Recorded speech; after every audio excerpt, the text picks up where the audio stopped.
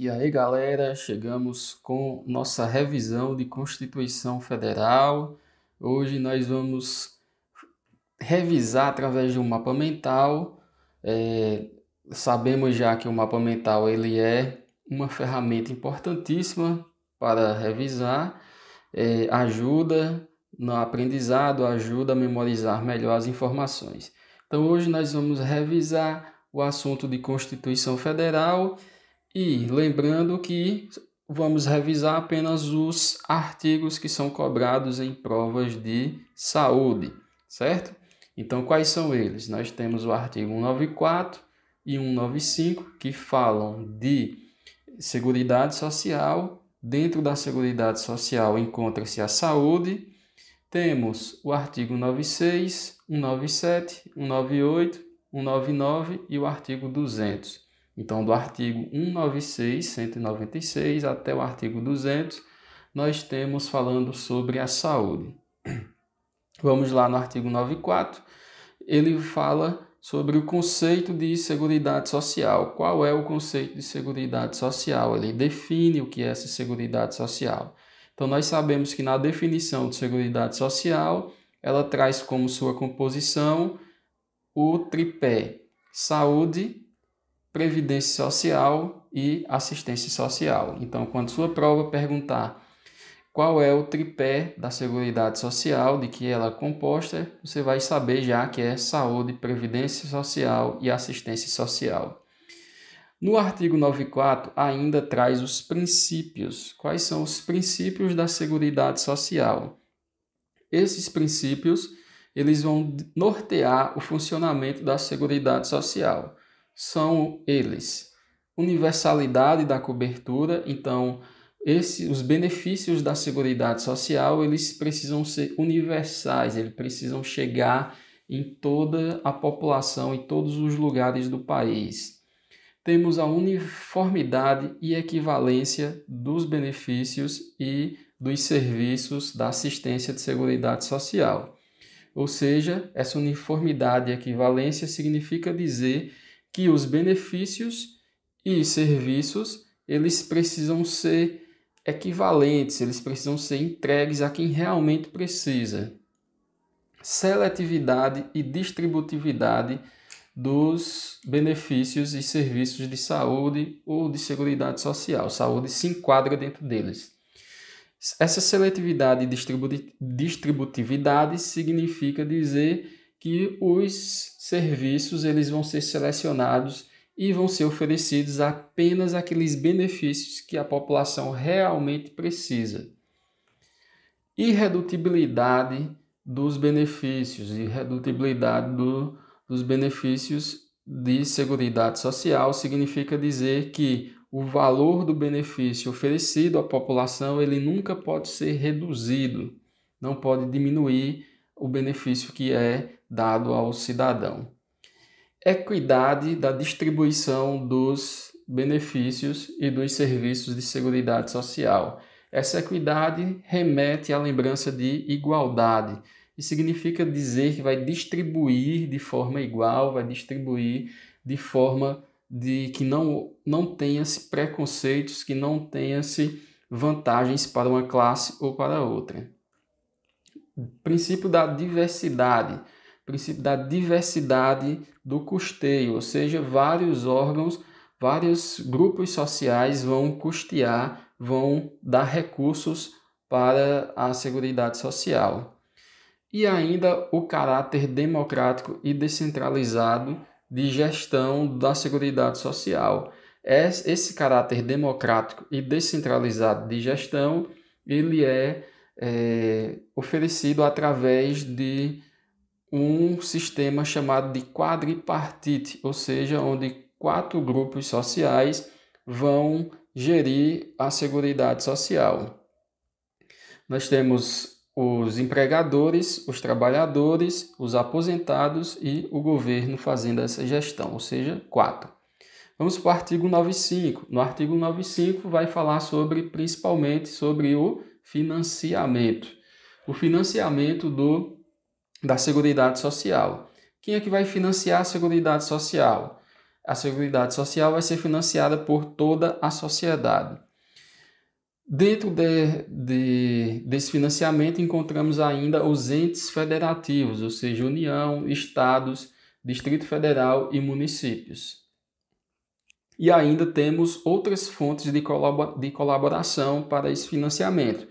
Esse financiamento vem de demais contribuições, que nós podemos citar essas demais contribuições como empregador, ou seja, a empresa, o patrão, aquele indivíduo que está empregando, seja ele indivíduo físico ou jurídico, que está empregando, dentro de suas transações eles pagam impostos e esses impostos são revestidos para a Seguridade Social.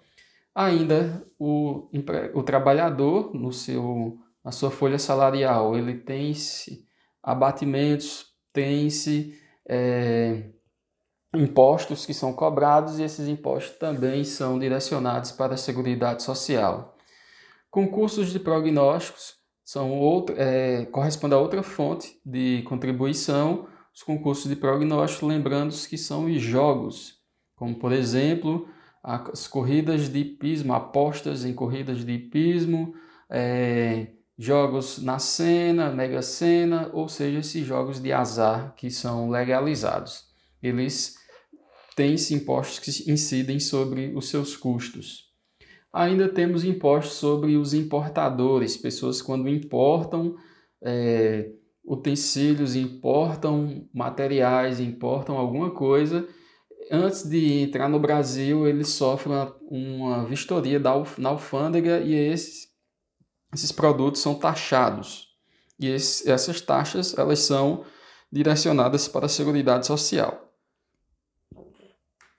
Artigo 96. O artigo 96 é pequenininho, ele fala que saúde, já trazendo saúde, já desmembrou a saúde lá da Seguridade Social. A partir do 96, tudo que nós falarmos serve exclusivamente para a saúde. Traz que saúde é um direito de todos, garantido por políticas públicas. Onde é também um direito de todos e dever do Estado. É um direito universal e igualitário, ou seja, um direito de todos, já diz universal, e igual direito para todos. E visa, através dessas políticas públicas, promover, proteger e recuperar a saúde do indivíduo. No artigo 97, ele vai trazer a regulamentação, dos serviços de saúde. Ele diz que essa regulamentação é do poder público. Quem deve fazer o controle, fiscalização, toda essa regulamentação é o poder público, ou seja, o Estado. A sua execução ela vai ser feita por pessoa física ou pessoa jurídica, como a gente vai ver, e deve ser feita diretamente ou por terceiros, ou seja, o próprio governo vai oferecer diretamente o serviço de saúde ou vai contratar terceiros para que ofereça esse serviço de saúde. Os serviços, essa execução, ela pode ser feita por pessoa física ou pessoa jurídica de direito privado, como já falei anteriormente. Artigo 98 vai trazer como principal tema as diretrizes, mas traz outros temas também. Mas o principal é diretrizes, inclusive, anotem, artigo 98 é o artigo campeão em provas de concurso, quando nós falamos de Constituição Federal. As diretrizes do SUS, dentro da Constituição Federal, são 3. Nós temos a descentralização do poder, ou seja, o poder deixa de estar na mão só de um ente federativo, no caso, o ente federal, a União, e passa para os outros entes, ou seja, vai para a mão dos estados e municípios. Atendimento integral é o nosso segundo princípio, nossa segunda diretriz do SUS. Princípios, a gente só vai estudar princípios a partir da Lei 8.080, que é o tema das nossas próximas aulas. E participação da comunidade é o terceiro. Então, atendimento integral é quando a gente oferece um atendimento completo para o indivíduo, vendo todo o seu aspecto biopsicossocial e ainda oferecendo para ele toda uma rede que promova, proteja e recupere sua saúde. A sociedade vai participação da comunidade na terceira diretriz, principalmente através dos conselhos de saúde e das conferências. Não só participa assim, mas participa principalmente assim.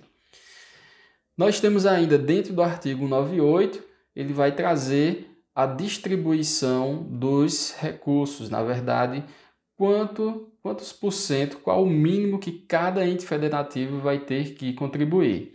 Nós sabemos que a União contribui mais, vai ter que contribuir até com 15% dos recursos na área da saúde. Os municípios também, ou seja, União e municípios são os que contribuem mais. Depois o DF vai variar entre 12% a 15% mínimos. E os estados vão variar, vão contribuir com no mínimo 12% do custeio dos serviços de saúde. Temos ainda que o artigo 98 traz lá nos seus últimos parágrafos a regulamentação da profissão dos ACS e ACE. ACS significa Agente Comunitário de Saúde e ACE significa Agente Comunitário de Endemias. Então, essas duas profissões são regulamentadas dentro do artigo 98 da Constituição Federal. Artigo 99 vai falar principalmente da iniciativa privada. Vai dizer o que sobre a iniciativa privada? Vai dizer que ela só pode participar da saúde, do Sistema Único de Saúde, sendo de forma complementar. Ou seja, o SUS é o principal e a iniciativa privada pode complementar as deficiências que o SUS apresentar. Ainda vai trazer que a iniciativa privada pode participar através de instituições filantrópicas e sem fins lucrativos, sendo que essas instituições elas têm preferência na hora de serem contratadas.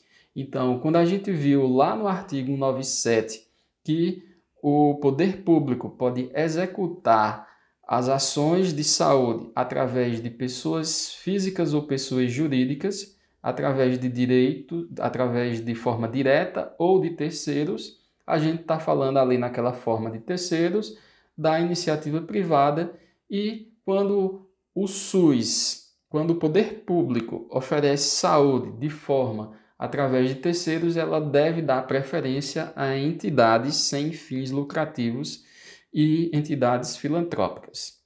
No artigo 99 ainda vai falar sobre os capitais estrangeiros. Ela diz que capital estrangeiro é proibido no nosso país, salvo dos casos previstos em lei.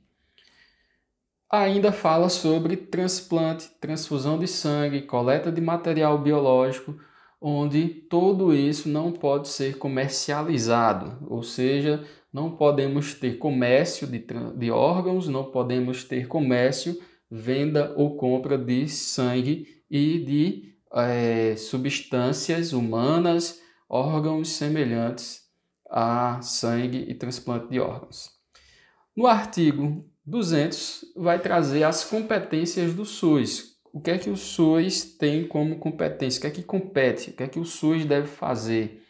O SUS deve fazer o controle de substâncias de interesse para a saúde. Que substâncias são essas?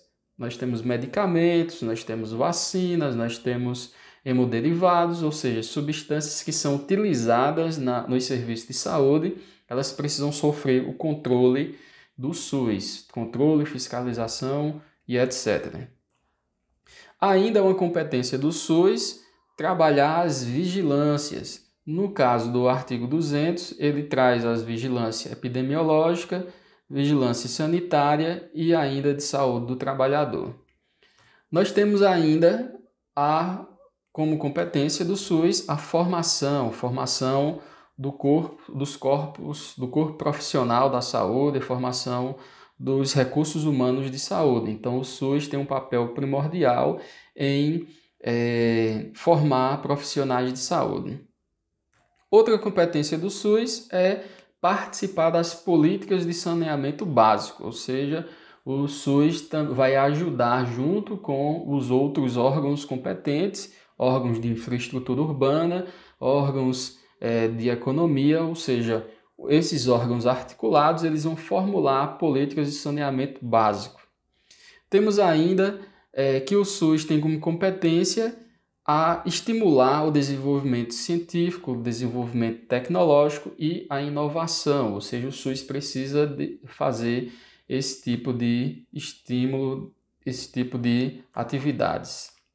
O SUS ainda vai fiscalizar, controlar, vai fazer o controle de substâncias para consumo humano, ou seja, tudo aquilo que nós utilizamos, todos aqueles produtos, seja eles alimentícios, seja eles de higiene pessoal, seja eles do que for, que seja de consumo humano, não só o consumo digestivo, mas o consumo higiênico, por exemplo, precisa ser fiscalizado e controlado pelo SUS. O principal órgão que nós conhecemos que faz esse tipo de papel é a Anvisa, Agência Nacional de Vigilância, Agência de Vigilância Sanitária.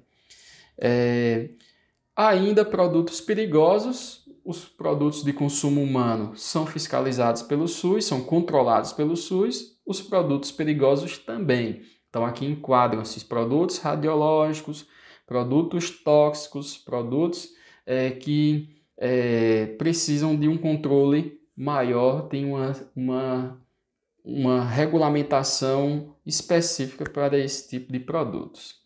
Então, nós temos ainda como última competência do SUS, proteção do meio ambiente. Então, o SUS também precisa controlar a poluição do meio ambiente, precisa controlar a poluição de águas, inclusive nós temos algumas vigilâncias, como a vigilância ambiental, nós temos as vigilâncias específicas para cada área do meio ambiente, então é mais uma competência do SUS.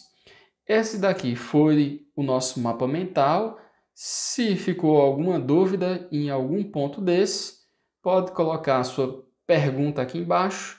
Se quiser esses artigos mais detalhados, voltem nas aulas anteriores, que cada artigo desse está detalhado em uma aula específica. Muito obrigado por assistir e não percam tempo, vão estudar e que esse mapa mental tenha ajudado um pouquinho vocês. Tchau e até a próxima.